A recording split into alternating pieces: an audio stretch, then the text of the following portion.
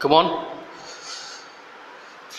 आइए तो फिजिक्स के लेक्चर में आगे हम लोग पहले लिमिट समझते हैं। ओके, लिमिट क्या होती है, इसका ये मैथमेटिक्स का एक पार्ट है, सीमा जिसे कहते हैं। और कल हम लोगों ने ट्रिग्नोमेट्री थोड़ी सी पढ़ी थी और आज हम लोग जो है कैलकुलस का पार्ट पढ़ेंगे, लिमिट, सीमा। ओके, तो सीमा का जो डेफिनेशन लिखा होता है वो आप डेफिनेशन याद कर सकते हो, लेकिन समझ पाना इतना आसान नहीं होता है बच्चों के लिए। तो यहाँ हम लोग जो है लिमिट को एक एग्जाम्पल के माध्यम से समझेंगे, एक सीमा के माध्यम, एक उदाहरण के माध्यम से समझने की कोशिश करेंगे। आइए देखते हैं क्या होती है लिमिट। ओके, तो देखो आपके सामने एक फंक्शन लिखा हुआ है। क्या है function? y is equal to x square minus 1 upon x minus 1। इसको हम फलन कहते हैं। हाँ, अब आपसे कहा गया कि x बराबर 1 पर आप इस फलन की लिमिट बताइए। तो आपने क्या किया कि x बराबर 1 इसकी वैल्यू रख दी। ओके, यानी x बराबर 1 पर इसका क्या मान होगा ये हमको बताना है। तो हमने क्या किया, इसकी वैल्यू x बराबर 1 रख दी।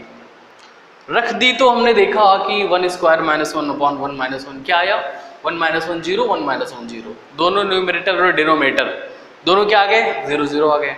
अब इसकी वैल्यू क्या होगी, चलो इसकी वैल्यू हम लोग देखते हैं। आपको मालूम है कि 0 को मैंने नीचे वाला ढक दिया है, दिख रहा है ना, और नीचे वाला 0 मैंने क्लोज किया है। तो 0 को किसी से भी डिवाइड करो तो क्या आता है, 0 आता है, राइट। अच्छा, किसी डिजिट को उसी डिजिट से डिवाइड करो तो क्या आना चाहिए, 1 आना चाहिए।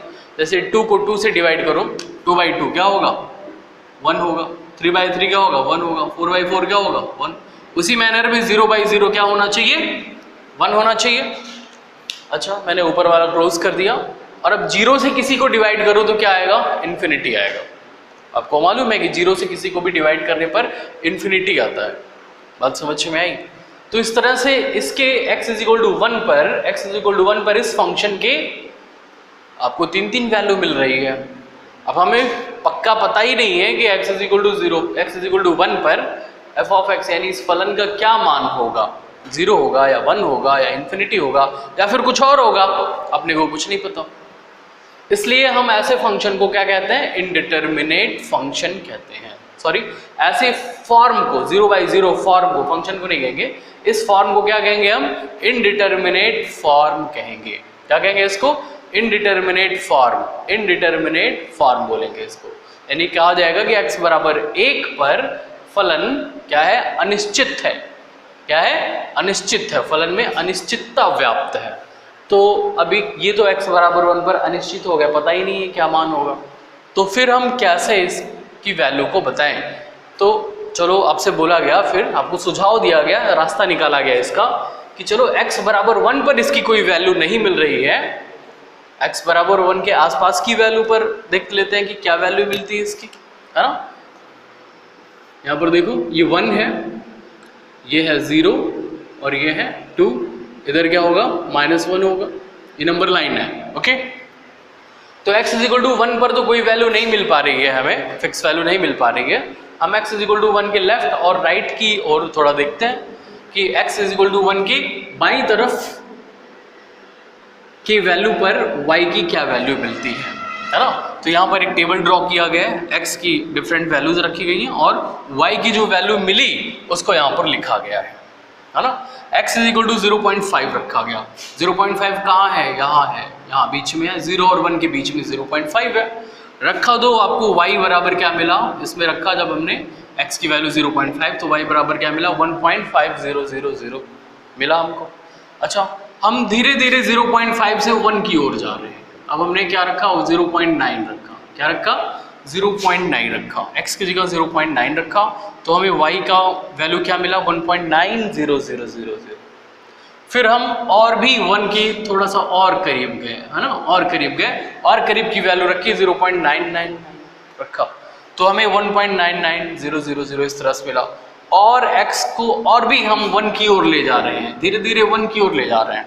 जितने 1 की ओर ले जा रहे हैं y की वैल्यू हम देख रहे हैं वैसे वैसे किसकी ओर भाग रही है, 1.999 लगभग 2 हो गया है नहीं, यानी 2 की ओर भाग रही है।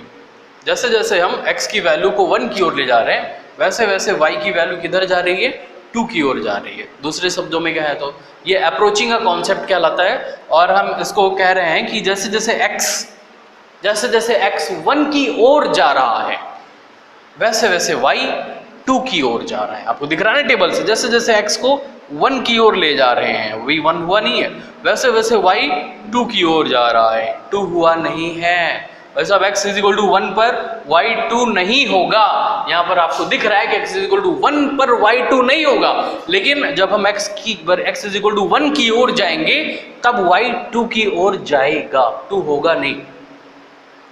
इस डाउट में मत रहना कि x की वैल्यू 2 हो, y की वैल्यू 2 हो जाएगी, 2 हो नहीं जाएगी, 2 की ओर अप्रोच करेगा, 2 की ओर टेंड करेगा, 2 की ओर जाएगा।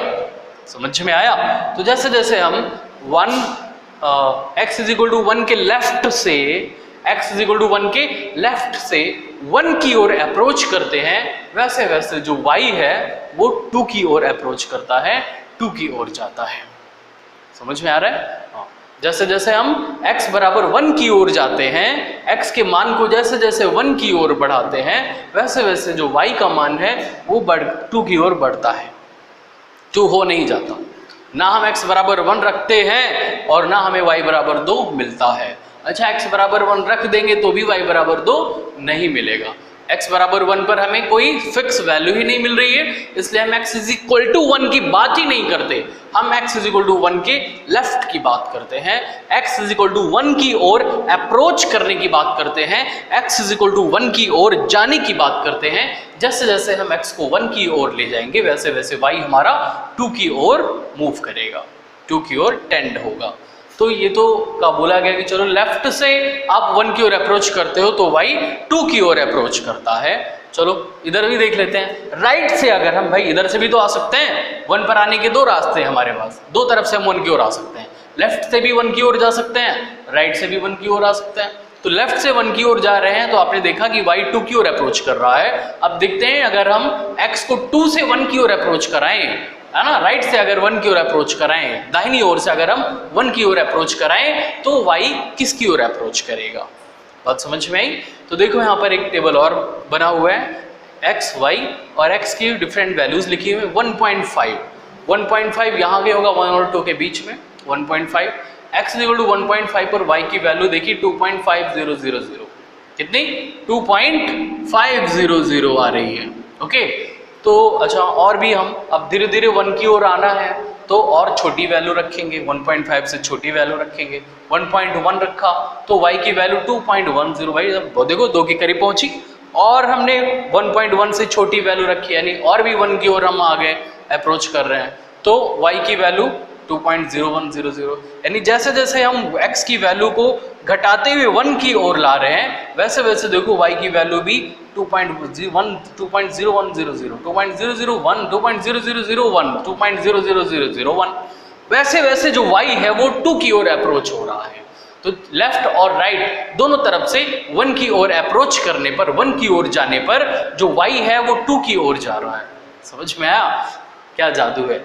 आप चाहे आप लेफ्ट से 1 की ओर जाओ, चाहे आप राइट साइड से 1 की ओर जाओ, दोनों तरफ से जाने पर जो y है वो किधर की ओर जा रहा है? 2 की ओर जा रहा है। मैं फिर से एक बार बोलता हूँ, x बराबर 1 की बात ही नहीं कर रहे हैं हम, x बराबर 1 के जस्ट लेफ्ट और x बराबर 1 के जस्ट राइट की बात कर रहे हैं, है ना। x बराबर 1 से थोड़ा से कम या थोड़े से ज्यादा की बात कर रहे हैं, x बराबर 1 की बात ही नहीं कर रहे हैं। x बराबर 1 के लेफ्ट और x बराबर 1 के राइट साइड से जब 1 की ओर आप जाओगे तो y की वैल्यू 2 की ओर जाएगी। x बराबर 1 से जब आप x बराबर 1 के लेफ्ट या राइट से जब आप 1 की ओर अप्रोच करोगे तो जो y की वैल्यू है वो 2 की ओर अप्रोच करेगी। बात समझ में आई? इसी को लिमिट कहते हैं। यानी यहाँ पर क्या लिमिट कितनी है इसकी? 2। लिमिट कितनी है इसकी? 2। लिमिट का मतलब भाई साहब x बराबर 1 पर लिमिट बतानी है, x बराबर 1 पर आपको वैल्यू बतानी है, तो आप क्या करोगे? x बराबर 1 पर देखोगे फलन किसकी ओर अप्रोच कर रहा है। x बराबर 1 पर फंक्शन लेफ्ट साइड से 2 की ओर अप्रोच कर रहा है, x बराबर 1 पर फंक्शन राइट साइड से भी 2 की ओर अप्रोच कर रहा है, तो यहाँ पर कहा जाएगा फंक्शन की लिमिट 2 है। समझ में आ गया? शायद आया क्या? Okay, x is equal to 1 के लेफ्ट और राइट से जब हम 1 की ओर अप्रोच करें तो जो फंक्शन है वो जिसकी ओर अप्रोच करता है वो फंक्शन की लिमिट होती है। समझ में आ रही है क्या? हाँ, पता नहीं, मुझे भी नहीं पता, कमेंट करके बताना। फिर से x बराबर 1 के लेफ्ट और राइट से जब आप 1 की ओर जाने लगो तो फलन y जिसकी ओर जाएगा वो क्या होगा? फलन की लिमिट होगा, फलन का लिमिट होगा। बात समझ में आई? हाँ ठीक है। यहाँ पर देखो आप इसको बायां पड़ोसी कहते हैं, 1 से कम है तो बायां पड़ोसी, 1 से ज़्यादा है तो दायां पड़ोसी। लेफ्ट नेबर और राइट नेबर, इस तरह से हम यहाँ पर टर्म लेते हैं। ओके, एक शब्द है लेफ्ट नेबर और राइट नेबर। लेफ्ट नेबर यानी बाईं तरफ वाला और राइट नेबर यानी कि दाईं तरफ वाला। समझ में आया? तो लेफ्ट नेबर और राइट नेबर दोनों तरफ से हम अगर आप 1 की ओर अप्रोच करेंगे तो जो फंक्शन है वो 2 की ओर अप्रोच करता है, इसलिए इस फंक्शन की लिमिट कितनी है? 2 है। शायद आपको समझ में आ गई लिमिट। ओके, तो ये लिमिट का बेसिक कॉन्सेप्ट है। क्या है ये? बेसिक कॉन्सेप्ट है। समझ में आया ना? बाकी और डिटेल में आपको जो मैथ पढ़ोगे तो मैथ में आपको लिमिट पढ़ाई जाएगी। यहाँ पर हमें इतनी की ज़रूरत है कि हम समझ जाएं लिमिट होती क्या है, बाकी इसका बहुत ज़्यादा काम नहीं है। ज़्यादा हमें डिफरेंशिएशन और इंटीग्रेशन की ज़रूरत है, तो उस पर हम फोकस करेंगे। Okay, thank you, bye.